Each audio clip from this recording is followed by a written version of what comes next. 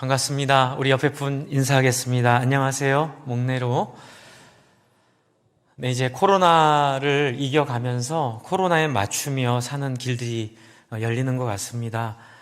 오늘부터 저희가 250명까지 함께 예배할 수 있게 되었고요. 이제는 코로나 이전에 예배 숫자를 충분히 저희가 품을 수 있게 되었습니다. 개인적인 사정이 있으신 분들은 어쩔 수 없겠지만 최대한 예배에 함께 나오셔서 아이들에게도 함께 코로나와 함께 신앙을 극복하는 방법을 우리 모든 성도님들이 알려주는 지혜 있기를 바랍니다. 특별히 오늘 말씀은 여러분 이렇게 보시면서 좀 처음에 당황하셨지요? 요한복음 22절을 한 절 읽고 뒤에 31절로 넘어왔습니다. 일부러 그렇게 했습니다. 왜냐하면 지금 요한복음을 쭉 읽다 보면 이렇게 딱 돌불에 걸리듯이 걸리는 부분이 몇 부분 나오는데요. 그 부분 중에 하나가 오늘 제가 이렇게 짓궂게 어떤 면에서는 이렇게 표시한 22절 부분입니다. 보시면은요, 우리 지난주에 저와 여러분이 나누었던 예수님과 니고데모의 이야기 기억하시죠? 예수님과 니고데모의 이야기 계속 이어지고 있어요. 잠깐 복습하면 니고데모가 밤에 찾아왔습니다. 그리고 예수님을 향해 예수님, 제가 예수님 좀 도와드릴게요. 이렇게 제안을 하니까 예수님 필요 없다고 얘기하시죠. 그러면서 예수님 하시는 얘기가 나는 누구의 증거도 받을 필요가 없고 하나님이 세상을 이처럼 사랑하사 독생자를 주셨기에 누구든지 믿는 자는 다 영생을 얻게 하실 거라고 어떤 사람들의 협력이나 어떤 사람들의 도움이나 정치적인 정치력이 무의미하다고 예수님은 각 개인에게 찾아가시고 우리의 각 사람의 마음속에 하나님께서 임재하실 것임을 정말 대포, 핵폭탄처럼 정말 어마어마한 파괴력을 가진 말씀을 꼭 하나님과 사람 사이에 매개자가 있어야 된다고 믿었던 그 유대인들에게 던져버리신 거예요.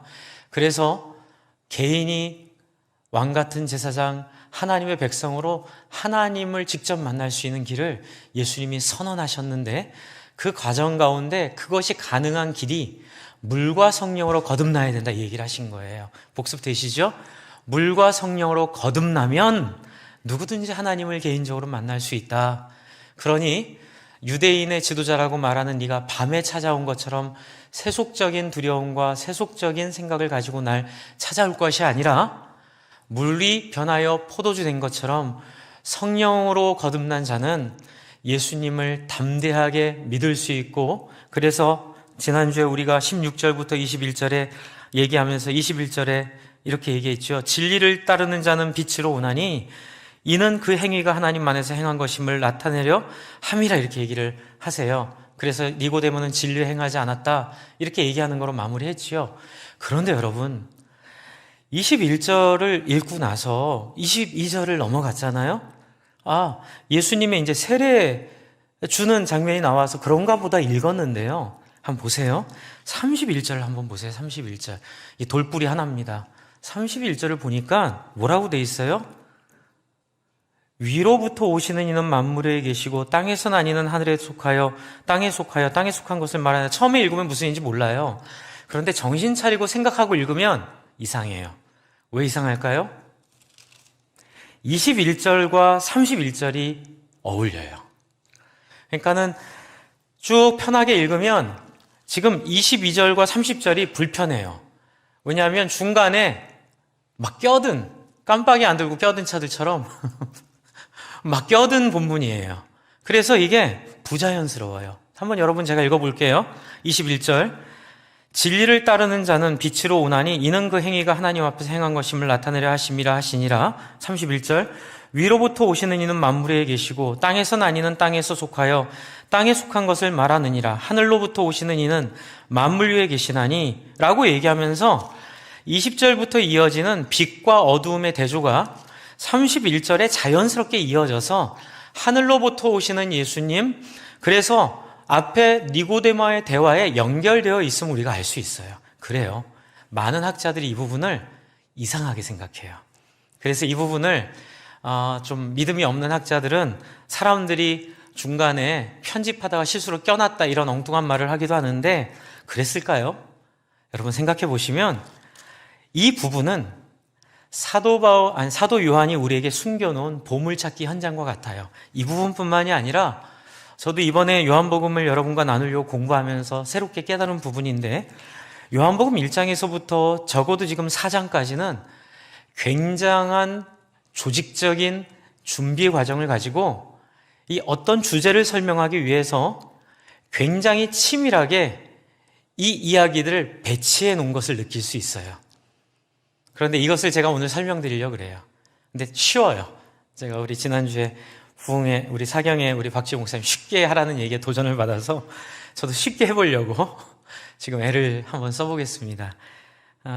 좀 반복돼도 여러분 이해해 주세요. 잘 설명을 하려고 하는 거니까는요. 그래서 제가 이 본문을 어떻게 설명할까 고민을 하다가 딱 떠오른 게 있어요. 그게 뭐냐면 그림을 하나 보여주세요. 제가 준비해서 보내드린 그림. 이거 뭔지 아세요? 딱 보면 아시겠죠? 이게 뭘까요? 네, 쓰레기 줍는 게 아니고요. 보물찾기예요. 그렇죠? 보물찾기 하고 있어요. 근데 여러분 보물찾기 할 때 저도 보물찾기를 이렇게 진행해 본 적이 여러 번 있는데, 보물찾기의 목적은 뭐예요? 못 찾게 하는 걸까요? 찾게 하는 걸까요? 찾게 하는 거예요. 예, 그래서 힌트도 많이 주고. 근데 보물을 찾게 하는 이유는 보물을 찾으면서 본인이 느끼는 기쁨을 주려고 보물찾기를 해요. 못 찾게 하려는 거 아니에요. 찾게 하려고 하는 거예요. 그런데 그 과정을 좀 퀴즈처럼 재미있게 하면서도 힌트를 주는 거죠. 지금 이 요한복음의 본문이 이래요. 보물찾기예요. 그런데 짓궂은 보물찾기가 아니에요. 거기에 힌트를 주는데 어떤 힌트냐면요. 이제 힌트 보여드릴게요. 또 사진 한 장 보여주세요. 다음 사진. 이게 뭐죠? 옛날 분들은 잘 아시죠?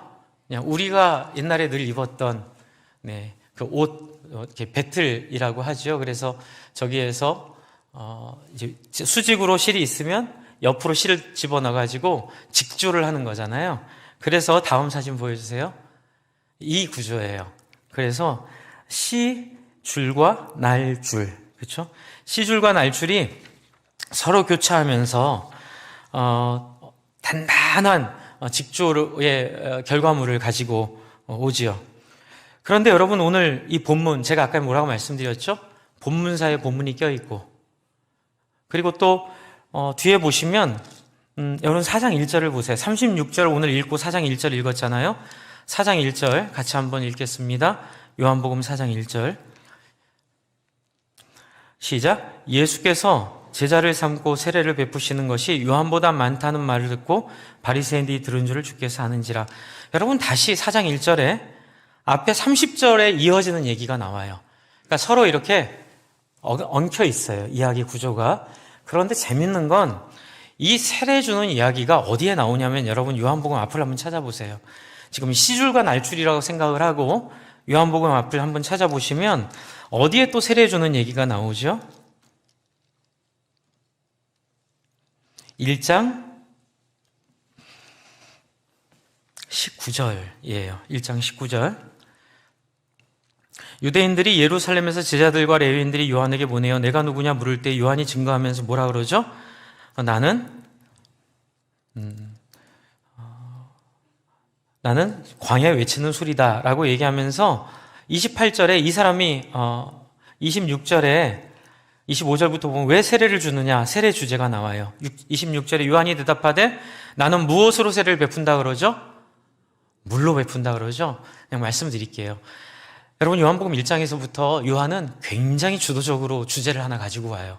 그게 바로 시줄이에요. 시줄. 제가 목장 교환에는 이걸 바꿔서 썼어요. 죄송합니다. 이 목장 교환을 쓰는 금요일만 해도 제가 이 부분이 명확하지가 않았어요. 그래서 시줄과 날줄의 개념을 혼돈해서 썼는데 오늘 명확하게 말씀드리면 주보 목장 교환의 시줄과 날줄을 바꾸시면 돼요. 제가 날줄과 시줄이라고 썼는데 그걸 좀 여러분 펜이 있으시면 좀 고쳐주세요. 날줄과 시줄을 서로 바꿔가면서 쓰면 아주 명확한 제가 이제 여러분께 드릴 수 있는 설명과 일치하게 됩니다. 그래서 목장교환 보시면 날실과 시실로 했는데 이렇게 바꿀게요. 시실과 날실로 찾는 보물. 그러니까 시실이 중심실이고요. 날실이 그것을 보조하는 교차실이에요. 그래서 밑에 보시면 날실이 물이고 시실이 물세례라 그랬는데 이걸 바꿔주세요. 시실이 물이고 날실이 물세례, 시실이 성령이고 날실이 순종이에요. 그냥 이렇게 그냥 정리를 해드릴게요. 여러분 요한복음 1장부터 지금 우리가 읽는 3장까지 4장 초반까지 4장까지 물이라는 중심 주제와 성령이라는 중심 주제가 처음부터 주도 면밀하게 흐르고 있어요. 저는 이걸 읽으면서 요한 사도가 이것을 주제로 삼았다고 생각하게 됐어요. 왜냐하면 여러분 지금 요한은 1장에 보시면 1장 26절을 다시 볼게요. 1장 26절 요한이 대답하되 나는 물로 세례를 베풀거니와 너희 가운데 너희가 알지 못하는 한 사람이 섰으니 곧 내 뒤에 오시는 그이라. 나는 그의 신발끈을 풀기도 감당하지 못하겠다라고 하면서 29절부터 나오는 얘기를 보면 예수님이 요한에게 나와요. 그래서 요한에게 무슨 세례를 받으세요? 물 세례를 받으시죠. 그런데 요한이 예수님에게 물 세례를 주었을 때 33절이에요. 요한의 증거 같이 한번 읽겠습니다. 시작. 나도 그를 알지 못하였으나 나를 보내어 물로 세례를 베풀라 하시니가 나에게 말씀하시되 성령이 내려서 누구 위에든지 머무는 것을 보거든 그가 곧 성령으로 세례를 베푸시는 이인 줄을 알라 하셨기에, 그러니까 물 세례를 베풀었는데 예수님에게 무슨 세례가 내려와요? 성령 세례가 내려오죠. 그래서 여기서 나오는 주제가 두 주제예요. 성령과 물이에요. 그렇죠? 그런데 이 성령과 물이 어떻게 발전을 하는지 보시면요, 이게 시실입니다. 근데 이제 날실이 나와요. 날실이 뭐냐면 그 시실 사이사이 들어가서 이 직조를 단단하게 하는 거죠. 2장에 보시면 무엇이 변하여 무엇이 되죠? 예수님이 말씀하시니 물이 변하여 포도주 됐네. 그쵸? 네. 물이 변하여 포도주 된 이 사건을 여기에 배치한 건 매우 의도적이에요. 제가 지난주에도 말씀드렸죠. 굉장한 구조가 이 안에 숨겨 있는 거예요. 뭘까요? 여러분, 예수님 오셨어요. 우리는 물로 세례를 줄 수밖에 없어요. 우리에게는 다른 능력이 없어요. 그냥 물 세례밖에 없어요. 그러나 예수님이 오셔서 이 물을 뭐로 바꾸세요? 포도주로 바꾸시죠. 이제 그 상징으로 여기 나오는 거예요. 예수님의 등장은 뭐냐면 너희 가운데 있었던 물을 포도주로 바꾸는 것처럼 너희 속에 이 물로 주는 세례가 어떻게 될 거라고요? 사람을 물이 변하여 포도주 된 것처럼 사람을 바꾸어 놓을 거라는 거예요. 할렐루야. 저는 굉장한 기쁨이 느껴졌어요. 야, 이런 게 너무 주도 면밀하게, 이렇게 조직적으로, 이렇게 목적을 가지고 쓰여졌구나. 이제 이렇게 보니까 물이 변하여 포도주 된 사건이 어떻게 연결이 돼요? 그 다음에 나오는 성전 정화와 연결이 되고, 지난주에 말씀드렸죠? 예수님을 유대인들이 보고 뭘 주는 자로 생각하고 쫓아와요? 표적을 보고. 우리 지난주에 우리 박지용 목사님 너무 귀한 말씀 주셨잖아요. 사울의 목적과 하나의 목적이 달랐다 그랬죠. 사울의 목적은 승리였고 하나의 목적은 순종이었는데 사울은 승리를 위해 순종을 못했잖아요. 지금 이 사람들이 사울처럼 나오는 거예요. 하나님에게 표적을 보고 예수님을 쫓아오는데 예수님의 표적은 뭐예요? 물이 변하여 포도주 되는 거지, 예수님의 표적은 이들이 원하는 승리나 성취나 성공이 아니었거든요. 그러니까 예수님 도망가시는 거예요. 그리고 이들을 받아들이지 않으세요. 그리고 놀랍게 3장에 니고데모가 나오는데, 이 니고데모가 지난주에 드린 말씀처럼 예수님에게 표적 얘기하면서 나오자 예수님이 하신 말씀이 이제 이게 이 시실과 날씨를 해석하는 굉장히 중요한 포인트인데요. 3장 5절 예수님께서 3절에 거듭나지 않으면 하나님 나라 볼 수 없다 얘기하니까 예수님은 지금 물이 변하여 포도주 된 생각을 하신 거거든요. 근데 지금 니고데모는 이해를 못해요. 그래서 5절에 예수님 뭐라 그러시죠? 5절 한번 같이 읽을게요. 시작. 예수님께서 대답하여 시되 진실로 진실로 내게 이르노니 사람이 무엇과 무엇으로? 물과 성령으로 나지 아니하면 하나님 나라에 들어갈 수 없느니라. 육으로 난 것은 육이요 영으로 난 것은 영이니. 이 구절이 너무 어려웠어요. 그래서 저도 여태까지 성경 공부를 많이 해봤는데 상공부에도 이 거듭남의 이야기를 하는데 질문이 항상 있어요. 목사님, 물과 성령으로 거듭나는 게 뭐예요?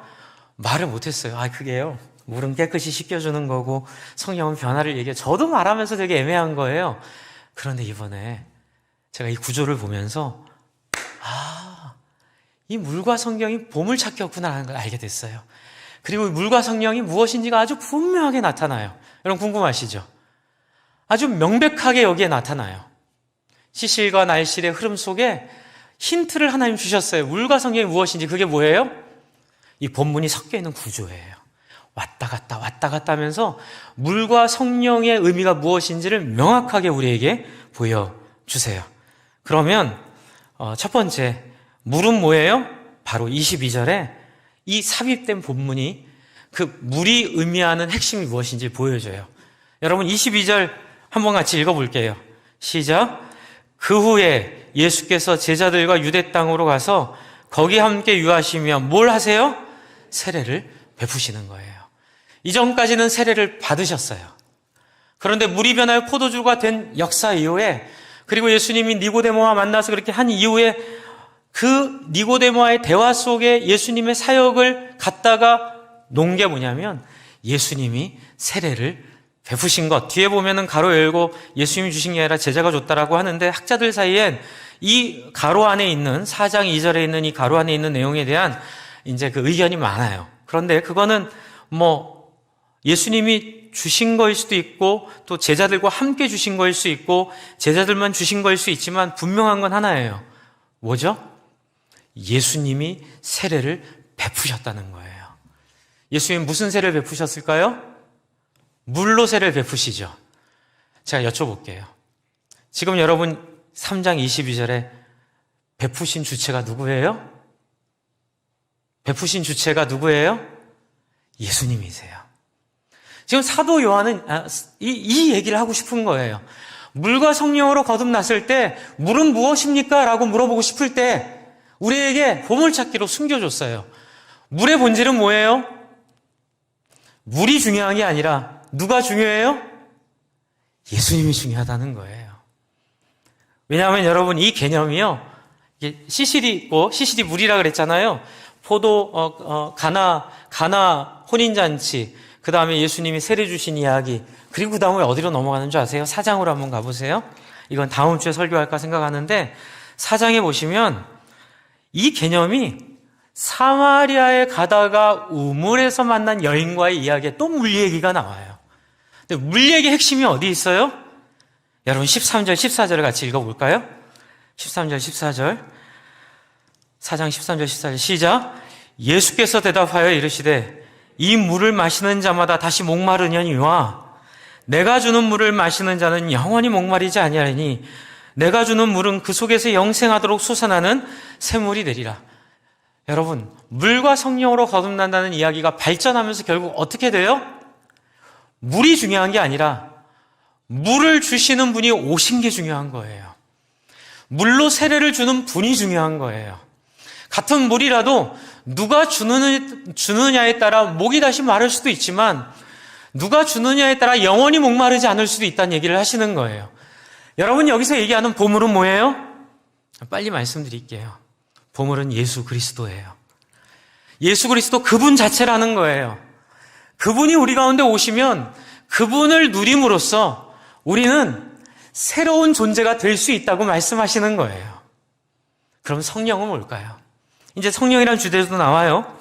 이제 처음에 예수님이 물 세례 받고 성령 세례가 위에서부터 내려와요.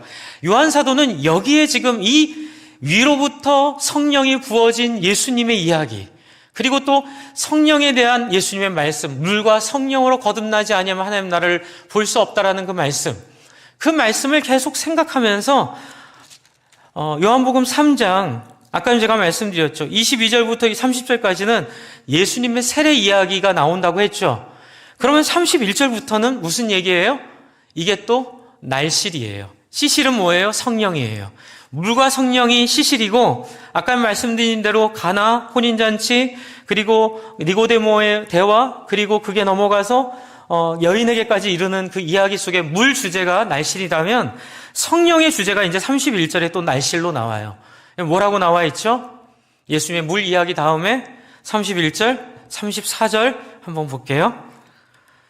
34절이에요. 34절 같이 읽겠습니다. 3장 34절 시작.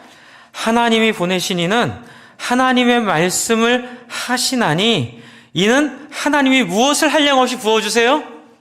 성령을 부어주세요.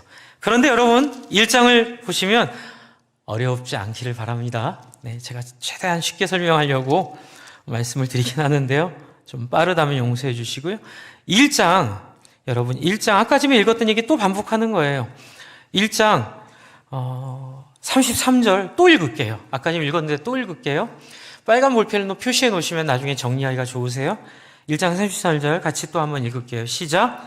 나도 그를 알지 못하였으나 나를 보내어 물로 세례를 베풀라 하신 그이가 나에게 말씀하시되 성령이 내려서 누구 위에든지 머무는 것을 보거든 그가 곧 무엇으로? 성령으로 세례를 베푸신 이인 줄 알라 하셨기에 라고 말을 해놨거든요. 그리고 예수님은 물과 성령으로 거듭나야 된다고 얘기하시고, 그리고 지금 요한 사도는 이 구조를 통해서 물로 세례 주시는 예수님이 또 어떤 분이라고 검증을 해요? 다시 읽을게요. 3장 34절 또 읽을게요. 여러분 이해하시도록 3장 44절 3장 44절 또 읽을게요. 같이 읽습니다. 시작. 하나님이 보내신 이는 하나님의 말씀을 하시나니 이는 하나님이 성령을 한량없이 주심이니라. 그래서 36절에 결론이 나와요. 이게 결론입니다. 동그라미 딱 치시면 돼요. 핵심이에요. 시작. 아들을 믿는 자에게는 영생이 있고 아들에게 순종하지 아니하는 자는 영생을 보지 못하고 도리어 하나님의 진노가 그 위에 머물러 있느니라. 여러분 우리가 늘 외우는 말씀이죠. 오늘 결론은 이거예요. 너무 간단해요. 쉽게 말씀드릴게요. 물과 성령으로 거듭나야 된다는 말씀은 바로 예수 그리스도를 의미해요. 그러니까 니고데모에게 네가 물과 성령으로 거듭나야 함을 기억해라라고 하신 말씀은 어디 가서 물로 성령으로 세례받으라는 얘기가 아니에요. 네가 나를 표적으로 여기지 말고, 우리 지난주에 우리 박지용 목사님 말씀해 주신 것처럼 사울과 하나님의 목적이 다른 것을 인식하고 네가 갖고 있는 다른 목적을 예수 그리스도 앞에 내려놓고 너희의 인생의 목적을 누구로 삼아라? 예수님으로 삼으라는 거예요. 나를 받아들이라는 거예요. 내가 너희의 물과 성령이라는 거예요. 물과 성령으로 거듭나지 않으면 하나님 나라를 볼 수 없다는 얘기는 어떤 특별한 종교적인 행위나 의식을 하라는 게 아니에요. 제가 이걸 깨닫고 얼마나 마음에 기쁨이 넘쳤는지 몰라요. 너무 애매했어요. 물과 성령으로 거듭나지 아니하면, 물은 뭐 우리의 세례를 의미하고 성령은 뭐 그런 게 아니라 이 본문이 지시하는 바는 딱 하나예요. 내가 주는 물을 마시는 자는 영원히 목마르지 아니하리니. 아멘. 여러분 예수님이 주는 물을 마시는 사람이 되기를 바랍니다. 여러분이 예수님을 맞이하기를 바랍니다. 저는 지난주에 정말 하나님이 살아계시구나. 박지용 목사님이랑 저랑 짠 거 아니거든요. 그냥 단지 우리 가을 말씀 사경에 준비하면서 박지용 목사님이 어떤 말씀 나눌까요? 그래서 제가 그 말씀 드렸어요. 코로나로 인해서 우리의 기초를 좀 새롭게 하고 싶습니다. 우리의 신앙의 근본을 좀 새롭게 하고 말씀에 근거한 신앙으로 우리 성도님들을 좀 격려하고 싶습니다. 그랬는데 그분이 준비해 오신 말씀이 제가 오늘 해야 될 말씀이랑 너무 일치하는 거예요. 제가 지난주 금요일 날 너무 이게 전기가, 우리 박지영 목사님 설교하시다가 어떤 영화를 보시다 전기가 위에서 아래로 흘렀다고 하는데 저도 그랬어요. 그 말씀을 듣다가 어쩌면 내가 주일날 준비한 말씀과 이렇게 일치하는 말씀을 하나님이 주셨을까? 주 안에 사랑하는 성도 여러분, 예수님을 받아들인다는 게 뭘까요? 그 설명도 요한이 해놨어요. 예수님을 받아들이는 설명 해놨어요. 그게 뭐예요? 표적을 보고 예수님을 따라오지 말라는 거예요. 표적을 보고 예수님을 따르는 믿음은 합당한 믿음이 아니라는 거예요. 여러분 예전에 전도가 지상명령인 것을 믿고 전도가 최고라고 믿고 우리가 살아갈 때에 좀 오버하면서 우리가 실수했던 게 있어요. 그게 뭐냐면 사람들을 많이 데리고 와야 되니까 수단과 방법을 가리지 않고 전도했어요. 그래서 사람들에게 꽝 잡는 게 매란식으로 나가가지고 예수 믿으면 부자 돼요? 예수 믿으면 여러분이 뭐 참 우리 교회에 막 이렇게 세속적으로 성공한 사람들 막 다 성취하고 아들, 딸 다 잘 되고. 그래서 여러분 옛날에 뭐 했죠? 전도의 목적으로 경축, 무슨 리에 있는 무슨 시골교회 장로님 아들 누구? 장하다 서울대학 입학, 장하다 사법고시학교, 그런 플랜카드 내걸면 그게 하나님의 영광, 예수님의 말씀이라 착각한 거예요. 이해해요. 그때는 신학도 발전을 못했고 성경도 많이 몰랐어요. 그때는 하나님이 그렇게 역사하셨음을 믿어요. 하지만 지금은 언어도 많이 하고 얼마나 신학자들이 많이 있고 얼마나 많은 책들이 쏟아져 나오고 얼마나 성경을 이해할 수 있는 도구들, 좋은 것들이 많이 있는지 몰라요. 지금 그러면 안 돼요. 여러분, 예수님은 그렇게 전도하지 말라 하셨어요. 왜요? 그렇게 전도해서 사람들 예수 믿으면 큰일 날 거라고 얘기하셨어요. 왜요? 그들이 물과 성령을 주시는 예수님이 아니라, 물과 성령을 주시는 예수님이 아니라 표적을 주는 성경에 없는 예수님을 착각하고 그 예수님을 잘못 믿었을 때에 우리 안에 능력이 안 나타나기 때문에 그래요. 오히려 교회마저도 어렵게 만들기 때문에 그래서 온갖 세속적인 생각으로 교회에서 갈등하고 다투고 싸우고 세상에서 정치하듯이 교회 안에서도 그렇게 인간적인 이해관계를 가지고 서로 갈등하는 이유는 뭐예요? 물과 성령으로 거듭나지 않았기 때문에 그래요. 목사님, 그러면 어떻게 물과 성령으로 거듭나게 할 수 있어요? 방법은 없어요. 딱 하나예요. 지난주 우리 박지용 목사님 말씀하신 것처럼 하나님의 목적 앞에 무릎 꿇을 수밖에 없어요. 하나님이 하라 하시는 것, 하나님의 마음이 무엇인지. 여러분, 예수님 믿는다는 게 뭘까요? 왜 예수님이 이 밤에 찾아온 이 니고데모에게, 여러분, 이 니고데모 잘못 건들면 자기가 앞으로 사역하기 힘들어지거든요. 찾아온 사람 잘 달래가지고 잘 설득해서 가면 천군만마를 얻는데도 불구하고 예수님 그 길 안 가세요. 좀 어렵고 고생하더라도 니고데모를 바꾸는 길로 가세요. 그래서 니고데모를 그렇게 밤에 찾아왔다 뭐라 하시고, 여러분 3장을 잘 읽어보세요. 계속 하늘에 속한 자, 땅에 속한 자, 빛에 속한 자, 어둠에 속한 자, 그 얘기를 니고데모에 계속하면서 예수님 뭐라 그러시죠? 하나님의 사랑은 부어졌으니, 한번 잘 따라해 주시겠어요? 자, 이제는 너의 시간이야. 아주 명백하게 예수님이 얘기하고 계세요. 예수님이 당신이 어떤 분인지를 다 얘기해 주셨어요. 나는 세상의 표적을 따르러 온 거 아니야. 나는 너희가 이 세상에 성공하고 실패하고의 기준이 없어. 내 목적은 뭔지 아니? 너희가 물이 포도주가 되듯이 완전히 변화되어야 된다는 사실을 알려주고 싶은 거야. 그리고 너희가 마시고 있는 물은 부족해. 하늘에서 내려온 물, 예수 그리스도, 내가 주는 물을 마시는 자는 영원히 목마르지 않을 거야. 여러분, 도대체 그러면 답답하시잖아요. 저도 얘기하면서 답답해요. 그럼 목사님, 구체적으로 뭐가 예수님을 받아들이는 걸까요? 뭐가 구체적으로 예수님을 맞이하는 걸까요? 저도 고민 많이 해봤어요. 결론은 하나예요. 예수님의 갈망에 올라타는 거예요. 예수님의 소원을 마음에 품는 거예요. 하나님의 마음을 이해하는 거예요. 여러분, 예수님의 요한복음에 담겨있는 예수님의 사역을 조명하는 요한의 소원과 바람은 딱 하나예요. 5장에도 나오지만, 이제 계속 말씀드렸고 또 말씀드리겠지만 5장에도 나오지만 오병이어를 주자. 사람들은, 설교 시간에 이런 말씀드려서 죄송합니다. 용서해 주시오. 환장하며 예수님을 쫓아와요. 정말 미친 듯이 예수님을 쫓아와요. 제가 말씀드렸죠. 오병이어는 다음 주에 10,000배 수익을 주는 주식 발표와 같은 자리였다고요. 여러분, 사람들은 미쳐버려요. 그런데 예수님은 도망 다녀요.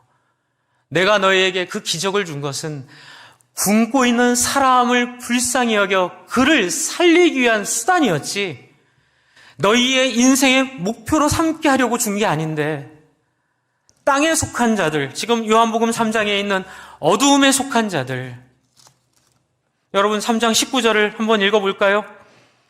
3장 19절, 이 어두움을 설명을 좀 드릴게요. 시작.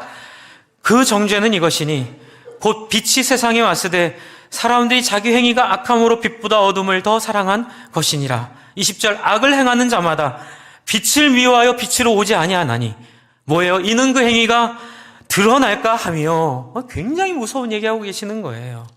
그리고 다시 31절 보시면 31절부터 36절 보시면 36절 다시 한번 읽을게요.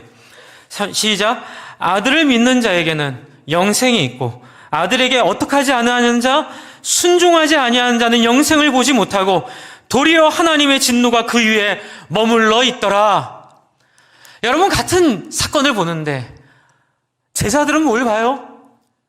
예수님의 만배 수익률을 보는 게 아니라 만배 수익률을 통하여 굶주림을 면하게 된 불쌍한 사람들을 보는 거예요. 그런데 어떤 사람들은 불쌍한 사람들이 안 보여요. 그냥 만배 수익률이 나를 세계 여행을 시켜줄 거고 우리 아이들에게 빌딩을 여러 개 물려줄 수 있고 내가 죽을 때까지 먹고 살 수 있는 아파트 여러 개 가질 수 있다는 그 환상에 꽂혀서 예수님께 달려오는 거예요. 여러분은 어떤 사람들이세요? 같은 본문을 보면서 예수님께서 이렇게 예민하게 사람들을 불쌍히 여기시고 사람들을 살리기 위하여 죄송한 표현 쓸게요. 그 똥바가지를 쓰시면서까지도 그 모욕을 당하면서까지도 그 공격을 감수하면서까지도 억울해 보셨나요? 하지도 않은 일인데 사람들이 모욕을 하고 사람들이 비방을 해서 죽을 자리에 갈 줄을 알면서도 불구하고 그 불쌍한 사람들 살리려고 예수님은 끊임없이 자기를 내어 던지시며 사람 살리는 일에 최선을 다하세요. 그런데 어리석은 사람들은 거기에 관심이 없어요. 하나님의 목적에 관심이 없어요. 하나님의 간절함에 관심이 없어요. 그냥 오병이어보고 예수 잡으면 땡 잡았다 생각하고 예수 믿으면 내 인생 편하게 되고 내 자식 잘 되고 내가 그냥 잘 먹고 잘 사다가 천국 가면 끝이라고 생각하는 이 이질적인 생각들. 여러분, 예수님이 이걸 얘기하시는 거예요. 예수 믿는 게 뭘까요? 예수를 영접하는 게 뭘까요? 바로 이 천박함에 빠져있는 나를 인지하고 하나님, 나 어떻게 하면 좋아요? 나는 어둠에 속한 사람이에요. 나는 예수님 보고 예수님 본 불쌍한 사람들에 대한 관심이 없어요. 예수님이 좀 표적에만 제가 관심이 있어요. 주님, 나 좀 살려주세요. 나 좀 용서해 주세요. 하나님, 내 안에 이 사랑 없음을, 내 안에 이 완악함을. 여러분, 왜 이런 얘기 하셨겠어요? 요한복음 3장 31절부터 36절까지 우리에게 왜 이런 얘기 하셨겠어요? 하나님 앞에 주여 나를 불쌍히 여기소서, 나는 죄인이로소이다라고 말하게 하려고요. 여러분, 제가 여러분에게 저에게 표적을 쫓는다고 뭐라 하는 거 아니에요. 저도 그런 존재고 그런 인생이고, 박지용 목사님도 지난주 설교 때 그러셨잖아요. 사울이 이해가 된다고요. 사울이 그렇게 잘못한 거 아니라고요. 우리는 다 그런 존재예요. 주 안에 사랑하는 성도 여러분, 30이 너무 안 바뀐다고 하지만 저는 그 말 너무 믿고 싶지 않고 그 말 하나님의 능력을 제한하는 말이라고 믿어요. 주 안에 사랑하는 성도 여러분, 물과 성령으로 거듭나는 길은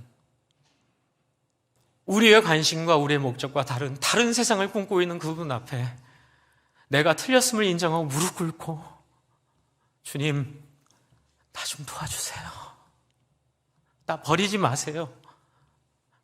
이 천박하고 불쌍한 내 인생 한 번만 가치 있게 살게 해주세요. 이해되진 않지만 주님, 저 살려주세요. 그 예수 그리스도를 내 안에 모셔드리는 거예요. 사례 받는 것도 맞고 기도 열심히 하는 것도 맞지만 그게 물과 성령으로 거듭나는 게 아니고요. 예수님에게 붙잡고 그 예수님 때문에 졸고 그 예수님 민망해서 내가 너무 천박해서 나는 살 길이 없다고 좀 인정하고 주님, 나 좀 살려달라고 이렇게 통곡하는 게 그게 물과 성령으로 거듭나는 거예요. 주 안에 사랑하는 성도 여러분, 우리는 다 그렇잖아요. 다 천박하잖아요. 안 그런 사람이 어디 있어요? 누가 누구에게 손가락질을 해요. 그런데 인정하자고요. 그리고 예수님에게, 저 정말 예수님한테 매달렸어요, 지난주에. 예수님, 저 좀 살려주세요. 우리 성도님들 좀 살려주세요. 어떻게 해서라도 예수님 만나게 해주세요. 그냥 알고 있는 게 아니라, 그냥 말하는 게 아니라, 살아계신 예수님, 오늘 한 찬양 부르며 참 많이 울었어요. 그 갈릴리 거니시던 그 예수님. 그 예수님 만지고 싶고, 만나고 싶고, 그분 안에 거하고 싶어요. 저는 어두움에 속한 자고, 저는 천박하고, 저는 예수님의 기적만 보지만, 저 하나님 지옥 가고 싶지 않아요. 하나님 제발 저 좀 살려주세요. 이렇게 엎드리는 우리가 바로 예수님을 만나게 될 줄로 믿습니다. 여러분, 이게 물과 성령으로 거듭나는 거예요. 그분이 우리를 포도주로 바꾸어 주시고, 우리를 영원히 목마르지 않을 생명의 샘물로 우리를 인도해 주시고, 우리를 영원한 하나님의 백성으로 기적과 같이 부족함에도 불구하고 우리를 바꾸어 주실 줄로 믿습니다. 제가 내수동교회를 사랑하는 이유는 1970년대 내수동교회 청년들이 그렇게 말씀을 듣고 기도할 때에 이 예수님을 만나고, 이 예수님을 만나서 그 예수님의 사랑에 감동하고, 그래서 계산 다 집어던지고 그냥 자기 갖고 있는 거 다 내어버리고 예수님이 사랑했듯이 후배들을 사랑하고, 예수님이 사랑했듯이 자기가 섬길 사람들에게 세상과 다른 헌신을 내어주면서 교회가 완전히 거듭나는, 교회가 완전히 새롭게 되는 역사가 제가 경험했던, 청년 때 경험했던 제 청년부의 경험과 너무 닮아서 제가 내수동교회를 그렇게 공부하고 내수동교회에 있었던 역사를 그렇게 따랐던 거예요. 주 안에 사랑하는 성도 여러분, 오늘 우리에게 그러한 예수님과의 만남이 있기를 바랍니다. 여러분, 마지막 사진 한 장 보여주세요. 마지막 사진 한 장 보겠습니다. 제가 그냥 이렇게 적어봤어요. 여러분, 본줄은 물과 성령님이세요. 그리고 이 물과 성령님의 본줄을 예수님이 도구로 물세례 성령께 순종함을 통해 우리에게 이루어 주셔서 혼자로는 불가능하고 둘이면은 가능하고 셋이면은 흔들 자가 없는 것처럼 이 단단한 직조, 십자가 보이시나요? 빨간색 가로, 초록색 세로. 결국 이 보물 찾기의 핵심은 다름 아닌 예수 그리스도의 인격, 예수 그리스도의 생각, 예수 그리스도의 삶의 목적, 예수 그리스도의 고민, 예수 그리스도의 꿈. 그래서 예수 그리스도에 매혹당하고 예수 그리스도를 추종하고 예수 그리스도를 사랑하고, 어떻게 해서라도 내가 그렇게 못 살더라도 예수 그리스도를 닮기 위해 몸부림치는 그 몸부림이 바로 예수가 주시는 물을 마시는 것입니다. 할렐루야. 주 안에 사랑하는 성도 여러분, 저는 너무 하나님이 우리 가운데 역사하고 있다는 확신이 들어요. 다음 주 수요일 기대되고요.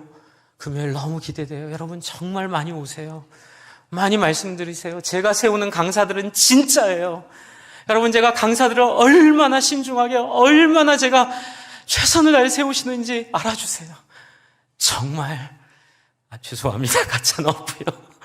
근데 제가 확인할 수 있는 산도에서 정말 하나님 앞에 정말 여러분에게 귀한 말씀 드리려고 정말 준비하는 강사님들 오세요. 여러분 믿어주시고 최선을 다하여 나와, 저는 이번 주 다음 주가 부흥의 주간이라고 믿습니다. 그래서 오늘 이 말씀도 부흥회고요. 그리고 다음 주 수요일 금요일 말씀, 주일 말씀까지 부흥회라 생각하시고, 여러분 이 코로나 시대에 여러분 우리가 신앙 대충 하지 마시고 여러분 우리의 근본이신 예수 그리스도 만나시기를 바랍니다. 그분 앞에 무릎 꿇고 엎드리시기 바랍니다. 목사님 세상은 안 그러네, 그런 얘기도 다 우리 예수의 십자가 앞에 꺾어버리십시다. 그리고 우리 앞에 울고 통곡하고 엎드리며 물과 성령으로 거듭난 포도주로 바뀐 놀라운 경험하는 복된 주간 되시기를 바랍니다. 우리 함께 같이 기도하겠습니다.